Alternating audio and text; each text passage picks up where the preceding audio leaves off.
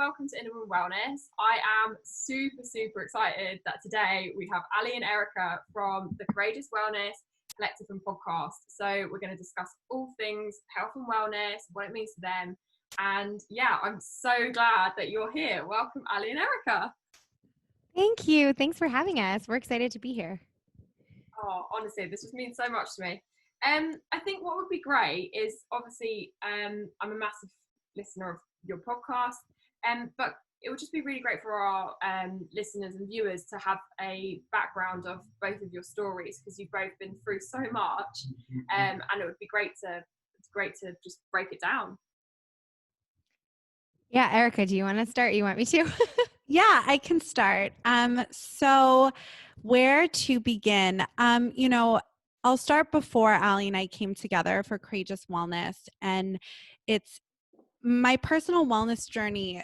It's so interesting to think about because, when I was a kid, I grew up in Los Angeles in Southern California. And, when I was really young, we ate really healthy and, my mom cooked all our meals at home and, delicious vegetable filled meals. But when I was about 8 years old, my parents went through a really difficult time and it became increasingly difficult. It was financial struggles, emotional struggles, tons of stuff they were going through.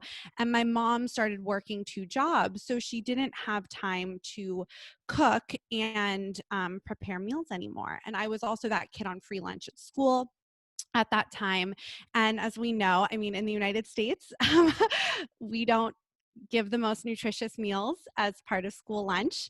And so between this time, between 8 and 14, it was a lot of fast food, a lot of microwavable food. And so I started carrying a little bit of extra weight and, not the best eating habits were developed. My mom and dad did their absolute best. And, I said when I was 14, they kind of came out of it and everything changed for the better. But my food habits, my eating habits were developed. And so I always carried some extra weight, and I've always been an emotional eater at that time. Throughout my whole life, food was always very emotional. If we were sad, we got food. If we were happy, we also got food. So food was very emotional. And actually, when my parents came out of it, the big reward, we started going out to restaurants a lot. So still eating out, all of that. So let's flash forward to post-college.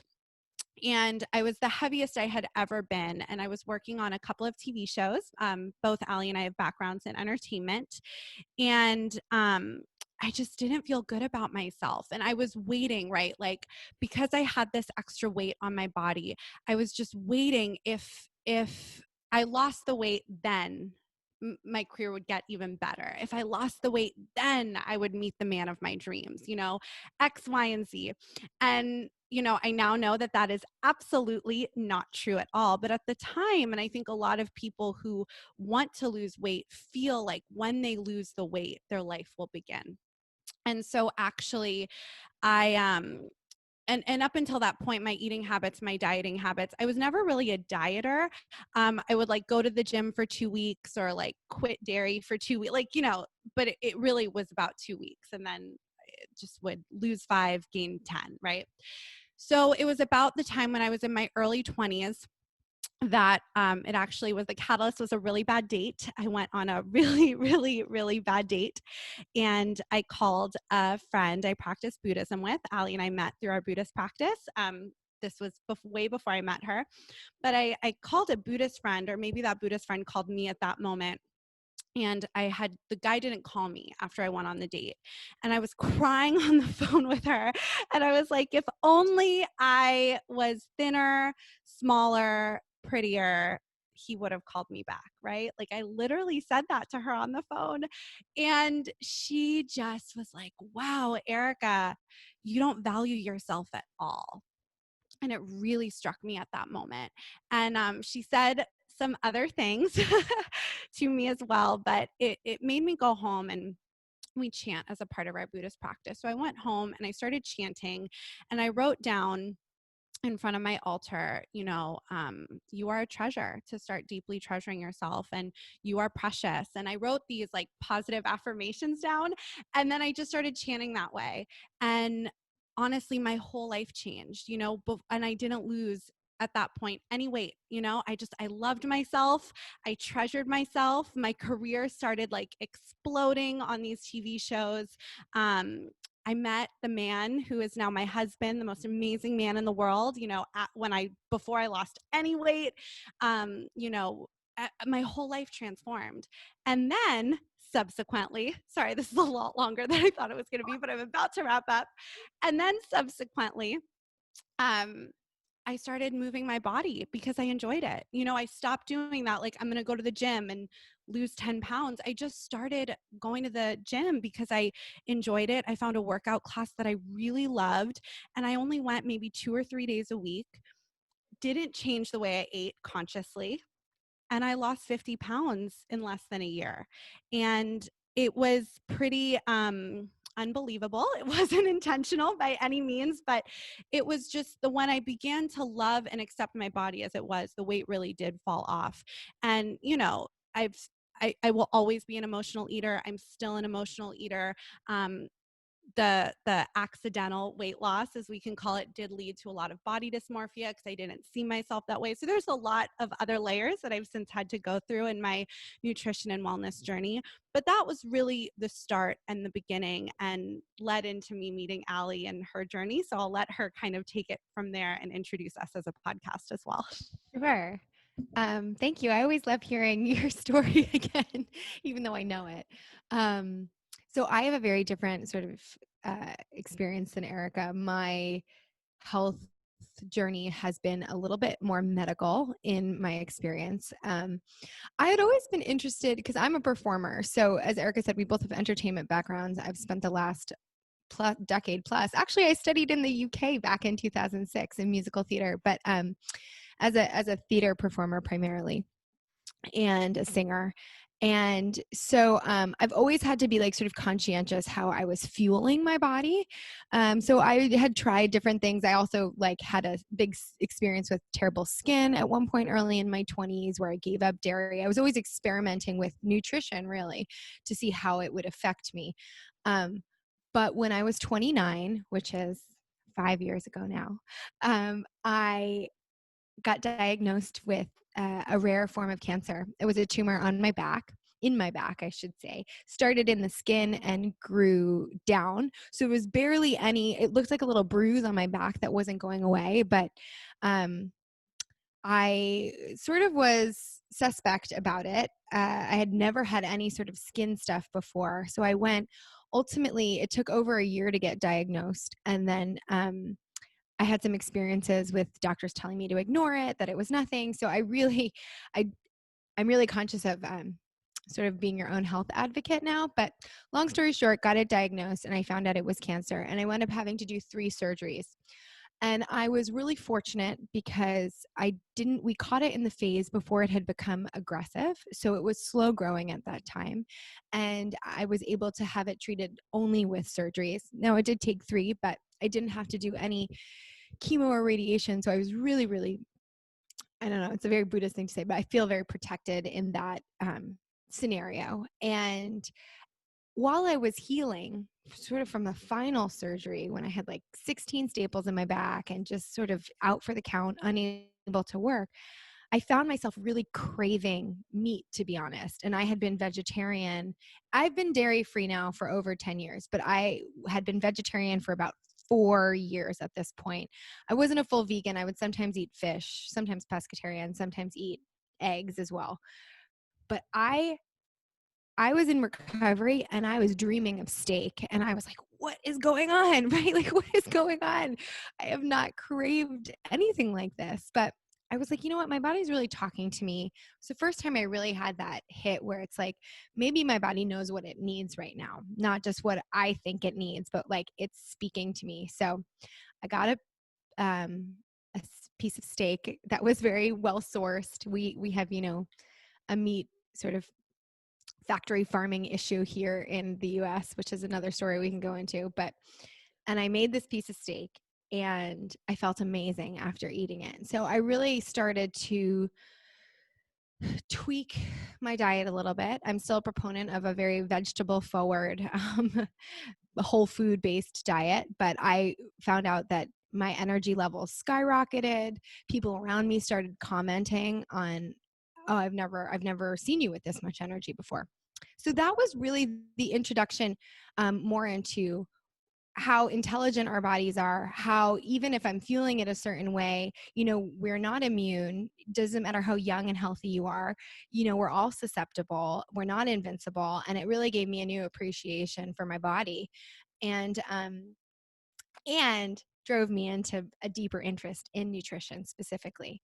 So fast forward, these are two long journeys. They're going to get short in a second. Erica and I met through Buddhism, as she mentioned. We had known each other about 5 years. I had been living in Japan. When I came back from Japan after my contracts were done, we really had connected over reading some books. We saw that each other was reading on Instagram, and we started spending more time together and really shared these stories with each other for the first time in the way that we are now sharing publicly, and realize that if we have these health stories, other people do too, and how much we could learn by hearing other people's stories. Because ultimately, we have a storytelling background. That's what we come from in entertainment. So we started Courageous Wellness with very little knowledge. We didn't know how to do a podcast, anything like that. We just really started because we felt really passionate about it and passionate about sharing these stories. And from that, in the past, it's been about 2 years since it's like 2 years almost to the day. It was right. Yeah, it's getting close. And we just started. Our sound was bad. We really didn't know what we were doing, but it's grown so much. And from there, we both went back to school. We're integrative nutrition health coaches now. And we've grown Courageous Wellness from more than just a podcast platform, but now as well as more of a wellness collective as well. So that's the long-winded version of who we are and how we came to be. That's absolutely amazing. And I think it's really important, like you've touched on so many things about like self-love and mindset, how that's really important to your health. But I think what really speaks to me is I come from TV production background as well. So I've always been in that industry. And for the longest time, like I feel that my health had such an impact working at that level, at that high stress, fast paced, work hard, party hard. And it was such an excessive lifestyle. And I feel like, because I hold on to everything, all my emotions, all my stress, that's manifested itself as endometriosis. So how do you feel like, how did you feel it affected your health working in that industry? And did you kind of neglect yourself because you were trying to keep up with it? As a performer, it wasn't that I neglected my health. It was that I think I pushed my body in ways that didn't allow for recovery. From vocal injuries to physical stuff where, you're in so much pain after I was doing 15 shows a week when I was in Tokyo. And it was just, needing to go to the physiotherapist all the time. And I just realized for years and years and years and years straight, I never allowed myself to really rest. So that was more for me. Yes, I do think emotional stuff isn't a huge part of health and definitely a part of my cancer journey. But it was like, I think Erica could probably speak more to like the high stress industry aspect of it. For me as a performer, it was just like constantly pushing myself without allowing for true recovery. Yeah, I think from the behind the scenes aspect of it, it definitely was pretty brutal. I remember when I was doing commercials, there was one day I worked, I think from like 6 or 7 a.m. until like 10 o'clock at night. And that was just normal, at that time. But yeah, I had a lot of gut and digestion stuff actually for a really long time, up until probably about 2 years ago when we started the podcast. And about shortly before that was when I started really diving into nutrition. But I do think it manifested in some serious gut dysbiosis and yeah, I was just eating crap, and I had no education. Honestly, I think that's what startles me the most is just, I think whatever because I'm sure like people are lawyers and doctors and nurses, and it's just, we aren't educated on how to fuel our bodies properly. And that's not to say you can't like enjoy, which we do, like pizza and wine and, you know, sugar, whatever it is. But I lived for so long thinking that it was just like calories in, calories out, and that's just not true. And so I think because of that, even when I was trying to lose weight, calorie counting or all this stuff, I wasn't fueling my body. And definitely during those years that I was doing commercials and TV, I ate crap. And I'm an emotional eater. So I'd be eating crap and then I'd have like an emotional eating moment, and it was all just piling and piling on top of each other. So yeah. Yeah, your body just kind of says like enough, and I think like that's what I think COVID has been tough for a lot of people, but at the same time it's been like enough, and it's given everyone's bodies a chance to go, listen to me, and kind of tune in with yourself a lot more. Like, I'm a massive believer in that. So kind of the mindset, how has it been? How, I know you guys talk about on your podcast how it's a holistic approach and it has to come from all angles of your life to kind of feel that improvement. But how important is the mindset and the self-love, like, to making those changes? I believe it's the foundation of everything, but what's your guys' thoughts? And Aly, did you get into Buddhism before you were ill? Yeah, that's a good question.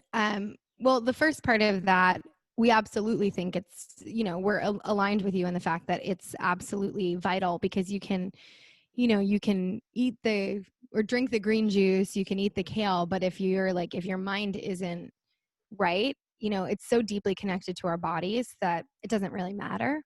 And in fact, we've done episodes on that, even the psychology of eating. And Erica and I do have this spiritual practice, which we use as the foundation for even our business. And when things get stressful, it's really amazing to have a business partner who has a similar sort of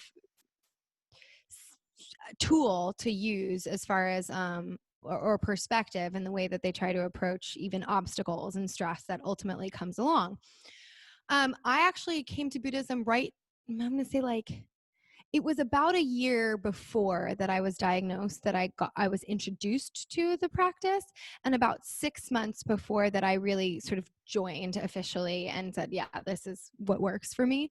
Because we do practice with an organization. It's international, but it's a layperson organization. It's a very sort of like, I call it a very like practical form of Buddhism. You know, there's many different sects and practices of Buddhist philosophy, and ours is called Nichiren Buddhism. So we practice with an international organization with no temples, no priests. It's really a personal practice. And then we also have groups that we meet with locally and otherwise as well. So it's really a peace movement, a peace organization, but fundamentally grounded in this daily practice. And I was introduced through a couple friends that I was doing a musical in New York with. And I just tried it out for a while. And then I realized how sort of life-changing it was on a daily basis for me. And then I have to say, it's interesting because I think I actually had the cancer prior to coming to the practice, but I didn't know I had the cancer till about just under a year into having been introduced to it. So I felt incredibly grateful that I had this tool that helps me deal with my mind, my emotions, my life condition, all of these things, especially when going through something as stressful as a cancer diagnosis.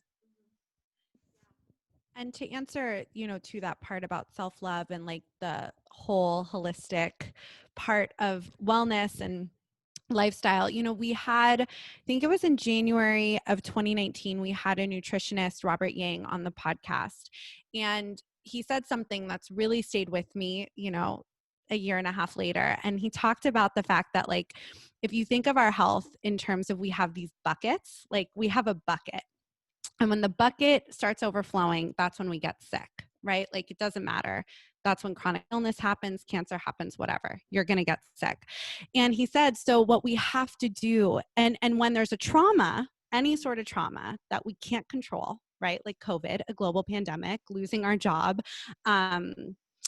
death, whatever it may be, your bucket is going to go way up, right? Because stress, we all know stress affects our body so much.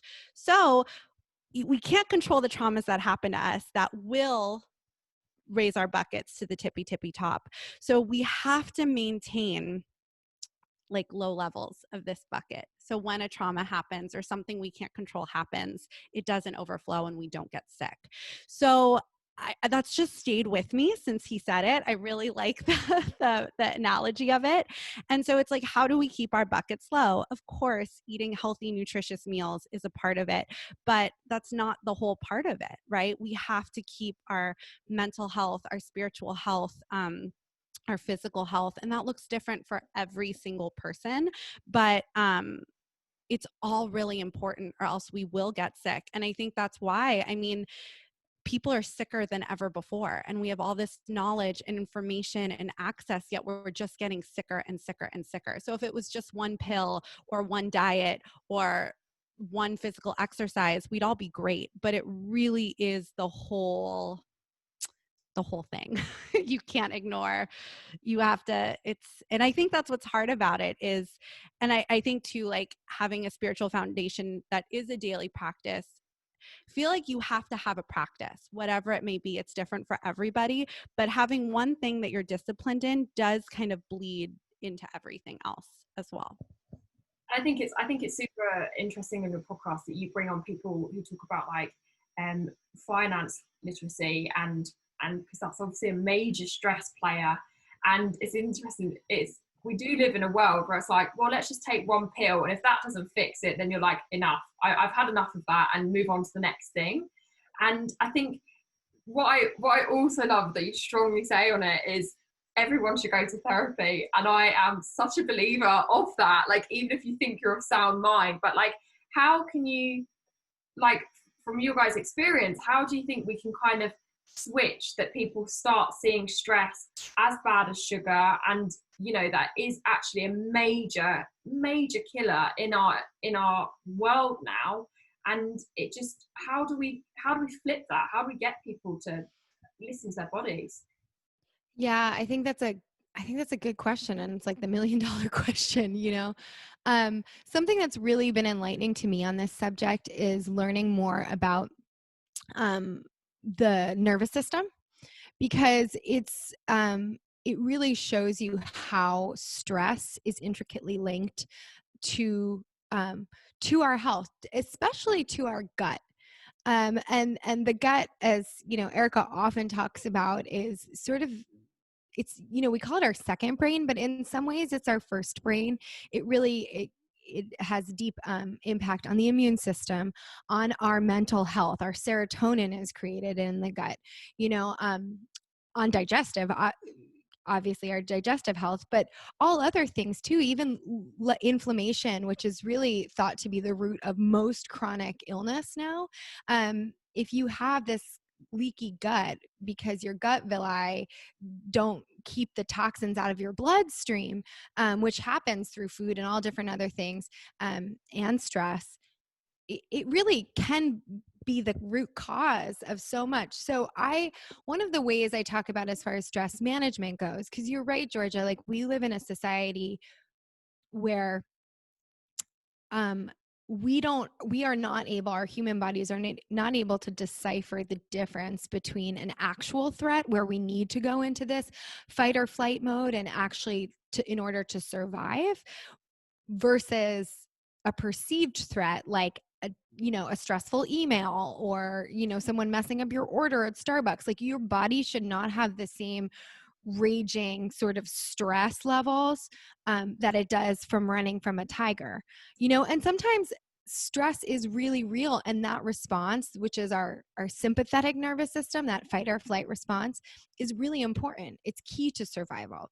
But what happens is we wind up living in that sort of systemic response in the 21st century, where our bodies can't rest and digest, which is when our parasympathetic nervous system is activated.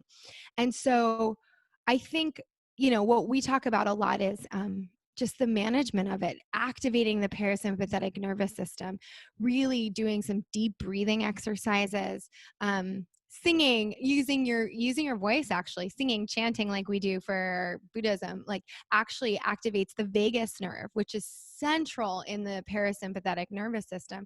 There's lots of things you can do, yoga, gentle movement, but it actually affects what's going on in your gut, which ultimately affects what's going on in your mind and going on all over your body. So I don't know, obviously, like you said, with COVID, it's given many, many people on this planet the opportunity to have a forced slowdown, because I don't know that we will survive if we continue to live in the way that we've been living. Our bodies are not meant to live this way. And I think a realization for me has been, because I'm like the biggest culprit of it all, of the go, go, go, go, go life before this, is that, our value is because we're human. It's not like we're human beings. We're not human doings. And oftentimes we define our value through what we do, not just because we exist. And innately, there's dignity in that, right? Like in life, in human life. And that's, it's why there's massive movements going on, because we don't live in a world that supports truly like human life. Exactly. So, Yeah. Honestly, amazing. No, and I think that's the thing. It's just kind of, it's also that education of bringing people back to it. And I feel like the different conversations that I've had with women, and like on a health note, it always comes back to like, when I mention the gut, when I mention nutrition, they're like, oh, I didn't realize it could have such an effect. And I feel like the education of all the different things that are in your body, people need to be more educated on that. I think it goes back to a real base level of the education that's out there. One day I hope people start cottoning on. We can only we really have to be our own health advocates, because like it's not out there and we're not taught any of this stuff, which is horrifying. It's just bad, and it's like so many things could be avoided, and I think that's a sad thing, is there's so many different diseases and conditions that actually if doctors were given more time nutrition and came at a full approach, rather than just here's a drug that shuts off all these other parts of your body but you'll feel good. So it's kind of having that, it's we can only hope. Talking about the medical world, obviously I know, Ali, it's probably more relevant to you, but have you ever experienced like medical gender bias, like because you're a woman, that you haven't been taken seriously? Have you ever had an experience of that at all? I don't, that's a good question. I know it's rampant in the system, and I know especially for conditions like endometriosis.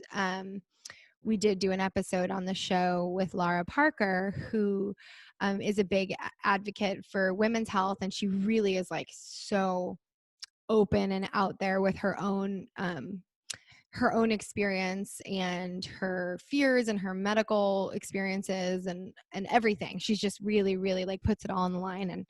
And so I know that it exists.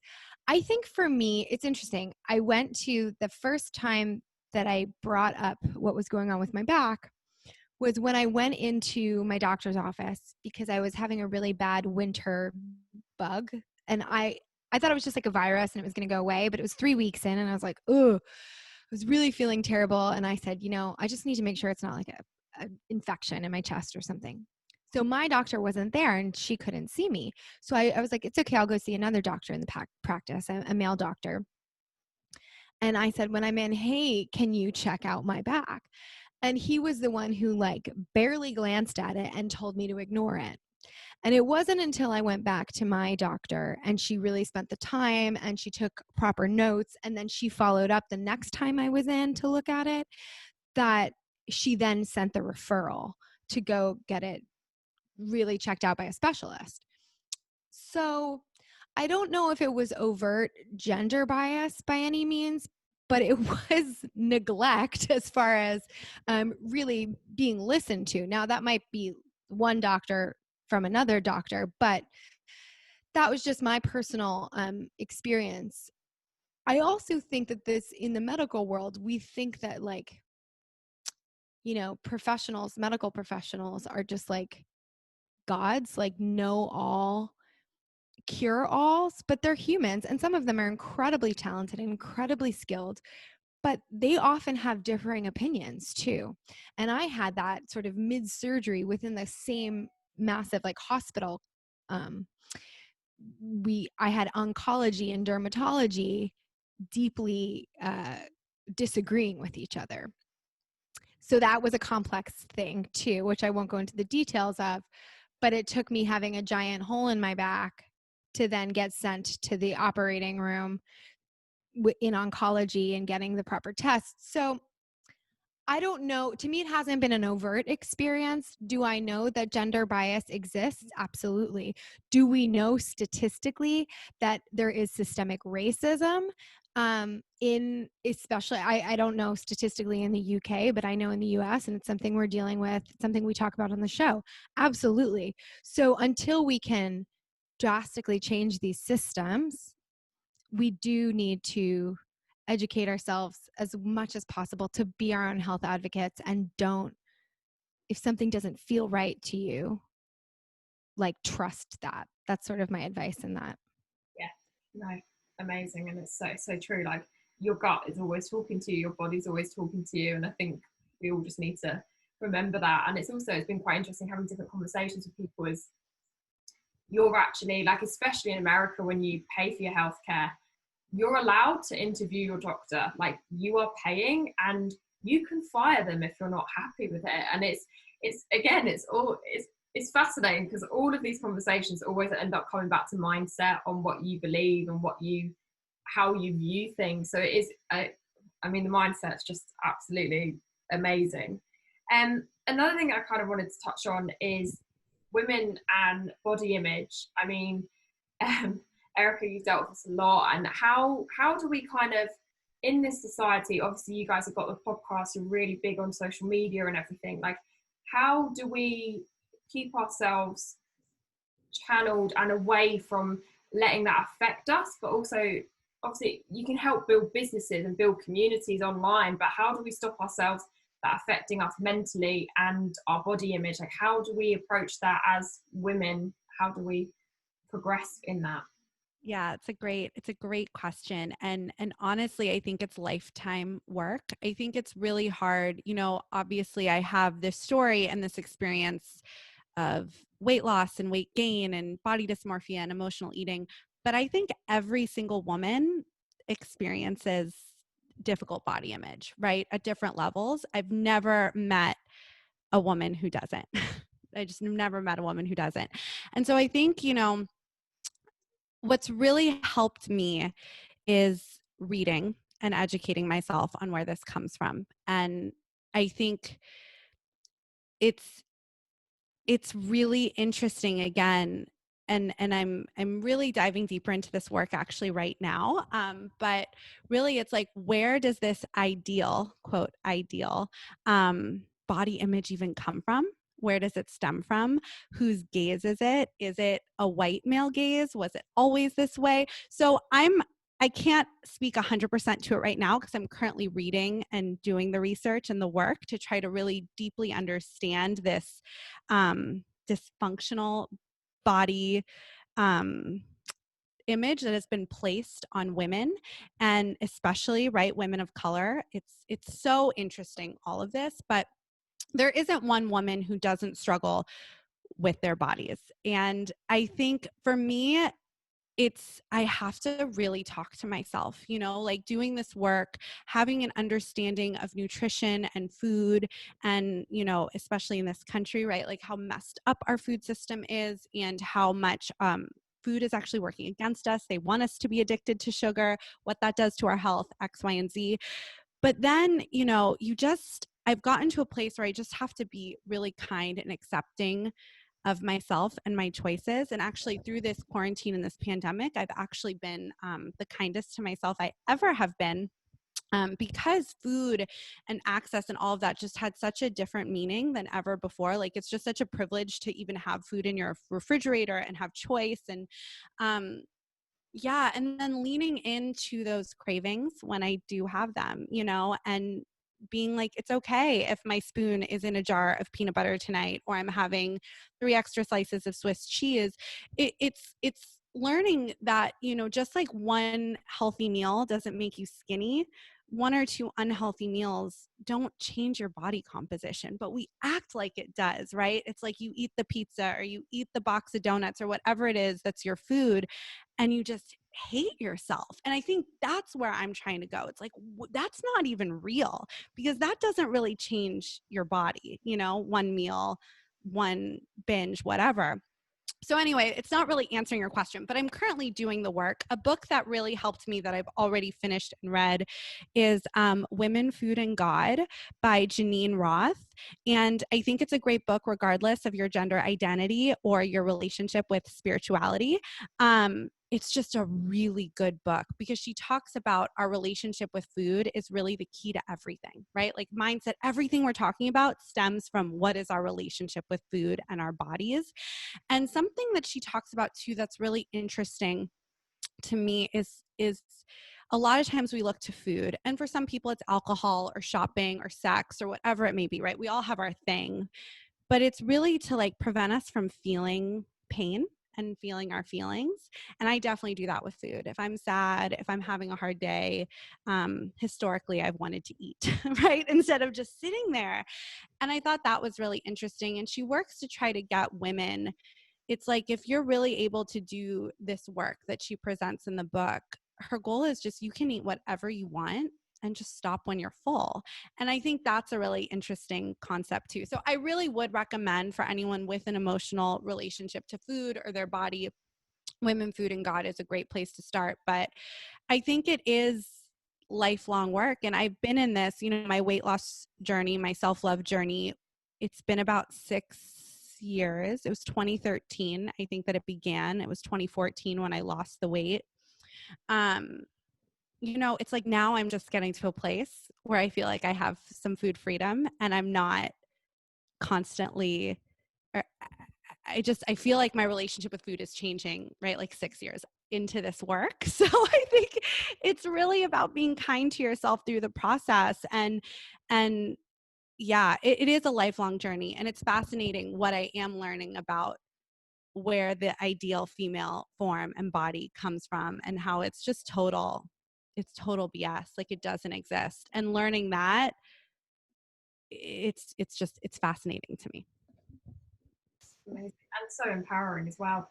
And I think what also I'd love to get your guys' thoughts about is food accessibility and affordability is a massive passion of yours, and we've touched upon it previously, like how it sets you up for failing. The dieting industry, I've spoken about that today, and it's all designed to make you fail. It's designed to keep you going to the doctors in that, so they're making money, and it's all just so corrupt. But so what are your guys' mission? What would you like to do? What's kind of the goal for you both to make a change? This is, that's a good question. It's also the more we learn, or the more I'll speak for myself, the more I learn, the more daunting it feels.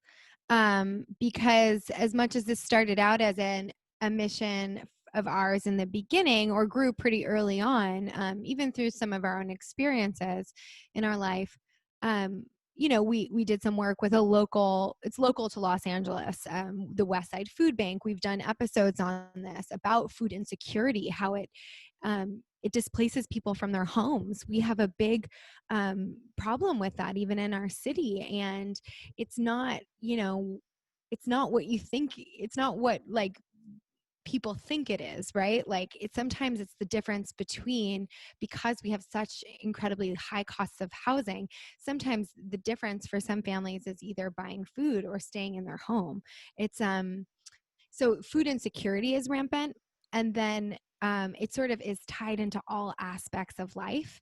And there's so many inequities, which I think are coming more to light on a global level, which is really important right now. But it's interesting because, the thing you touched on, which is what's crazy, is that from the individual perspective, anything that's highly processed, which is most of the food in the Western world, think of it as something that's manufactured in a lab with a bliss point that's supposed to hit this bliss point in the human brain, right? To keep you addicted. But there's no real nutritional value in most of these things. So basically, your body's not getting what it needs by eating it. So you just want to eat more and more and more. And this is the concept of empty calories. Now, we're not calorie counters, but as we know, calories in and calories out are not what matter, right? That's been sort of disproven. And 100 calories of a snack pack is very different than like an apple and some, I don't know, broccoli, whatever you want to kind of equate it to. So the food industry is very, very smart and knows how to manipulate this. And then you add in marketing to certain communities. You add in the agricultural problem that we have specifically in this country too, which is, factory farming, it's big ag, it's like subsidized corn, soy, wheat. And I'm not an expert on this by any means.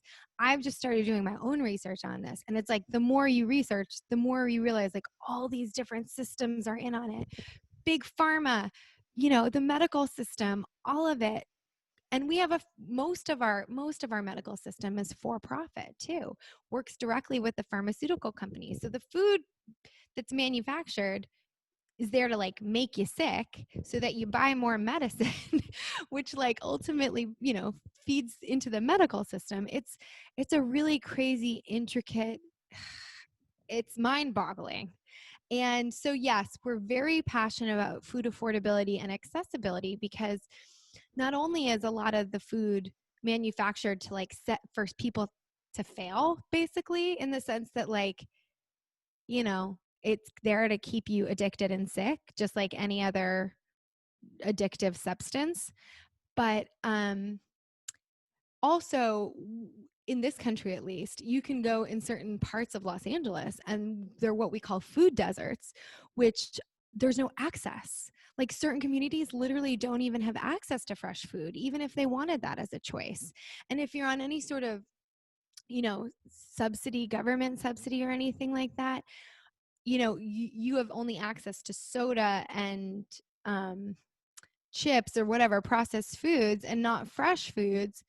It's also going to like financially cost you more. There's even incentives to make the fresh foods cheaper here now, like that the West Side Food Bank that we worked with has done these initiatives. But if people don't have access to it, they can't buy it. So it's like, go ahead. Like even farmers markets now, I think in Los Angeles, which are so amazing, they take food stamps, but how do you get to the farmers market if the closest one is over an hour away? So there's so many different issues. And then even with school lunch, like I mentioned, right, I was on free lunch as a child and free breakfast. And that's actually, I think in the United States, thousands and thousands, probably hundreds of thousands of children. I don't know the exact number, but it's many in Los Angeles alone. That's like their only like guaranteed source of food for the whole day, right? And in our country, the food lobbyists are so incredible because the sauce on the pizza or the ketchup and the French fries count as vegetables. It's mind-blowing, right? It's unbelievably cruel and corrupt. Honestly, it really boils our blood. And so as far as where we want to go with that as part of our mission with Courageous Wellness, we're still figuring it out. At this point, we are just trying to raise so much awareness, contribute to these organizations that are already doing the work and working really hard to make fresh food and education accessible. So I'm sure I know it's going to continue to evolve and grow, but it's definitely been since our inception something that is so important to both of us. Well, it definitely sounds courageous. It sounds like you are going to be taking on just so many things coming out of the woodwork. Like it just, I'm going deep into my research on it as well, and you just read these different things and the people that are involved and the way that it is. You're just like, how has it allowed to get bad? Like, in the World Health Organization keeps saying, especially in the States, it's like most obese country there is, yet no one's bringing any laws in or kind of putting their foot down that things are going to change. And it's just like, you're just like, because they're all in on it, like, it's just, yeah, that's what is really key. And I think that's another thing that COVID has brought to light. And, you know, there's so much great things that are happening right now. I think this time is really an opportunity that we have to take, because politics, it's part of the solution, right? Like, we need good politicians, but we have to fundamentally transform like the human heart right now. Because at the end of the day, the problem is, I think the majority of people just don't care, or maybe it's not that they don't care, they don't know, but they don't care to know because their privilege, it doesn't affect them, right? Like, if it doesn't affect you, that doesn't mean it's still not important, because how can you truly be well if your community and your country and it's just, you can't, like, it doesn't exist. You can be the healthiest, most successful person in the world, but if the world is burning, then what's the point? Yeah. And Georgia, to your point too, I think, you know, a lot of systems, I mean, it comes down to money, right? Power and money. So until we fundamentally change, like, as Erica said, the human heart, but also change the systems, which are deeply rooted in many, like, hundreds of years of, you know, being developed this way. You know, it's going to take some time, but I think people are waking up to the fact, I hope, you know, that it's worth doing the work to change them. Yeah, and everyone's kind of coming around to it a bit more now, seeing people as people and really having that awareness for one another. And I think I so hope that you guys get the change, because I just honestly, like, I just think of, like, over here we have Aldi and you can go and get a broccoli for like 10p, and it makes healthy food affordable. And yeah, that's probably genetically modified and had pesticides on it and all that jazz. That's a whole other ball game, but it's accessible.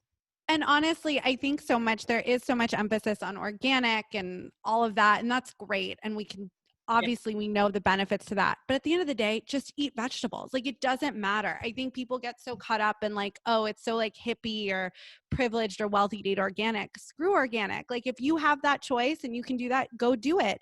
But just go eat fruits and vegetables. That's so much better for you. Or real food, just eat real food and you'll be fine. Deal with the organic and the pesticide, all of that later. Like, your health will improve so much just from eating real food. I always say, like, does your food have ingredients, or is it an ingredient? Like, that's a nice kind of rule of thumb, you know. And obviously, if you eat something processed one time, it's like not the end of the world. It's just like, is your diet based on processed food, or is it based on stuff that comes from the planet, from the earth, you know? Can you understand what's on the back of the packet? I like to play that game. Yeah, can you pronounce it? If it does have ingredients, are the ingredients, you like, do you register what those ingredients are? Are they almonds? Are they, you know, whatever it might be? Or is it something you've never heard of? Because if it's something that you've never heard of, then chances are you might want to avoid it. Exactly. No, completely. It's just education and learning, and kind of, as you say, like, people coming together to talk about it. And that's when we make a change. And I think that that's what's amazing about online, is people are coming together and the voices are getting louder, and there's got to be a point in time when they have to start listening. And I guess, like, in America now, massively, it's on that turn. So we can only hope that it triggers other things, which would be amazing. I guess, like, honestly, I could sit here talking to you guys for forever. But I'm gonna start wrapping it up. And honestly, like, thank you so much for sending through the article of the week, the 10 top tips. That was amazing. I normally end each interview with what your top 3 tips are, but I guess you've had such a broad range of guests who've shared their version of their wellness and what it means to them.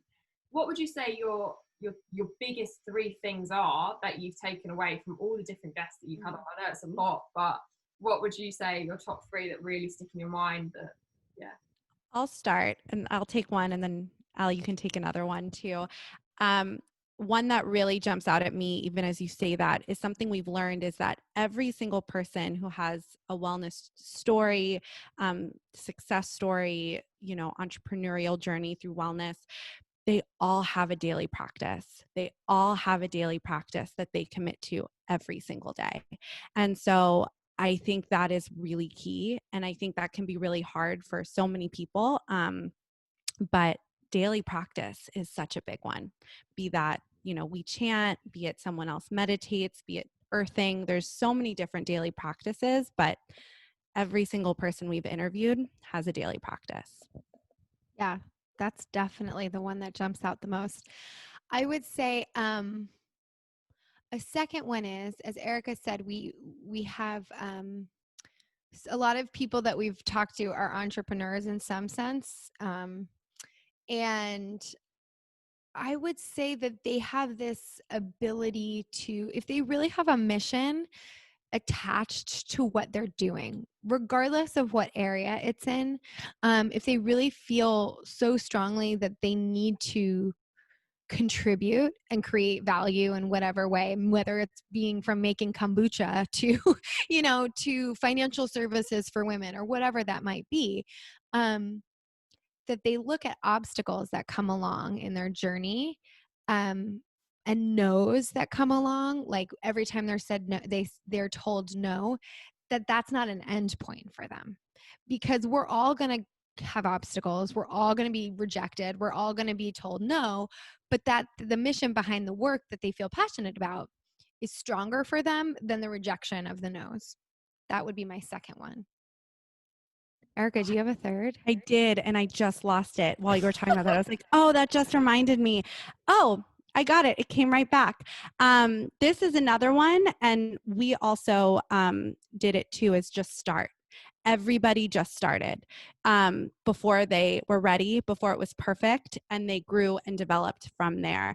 And it's so common to hear from so many people that, the road is not linear. You're not going to launch your podcast or launch your fitness studio or workout plan and poof, then you're making millions of dollars with millions of followers. That's not how it works. But everyone has a daily practice, is not deterred by the word no, and just started.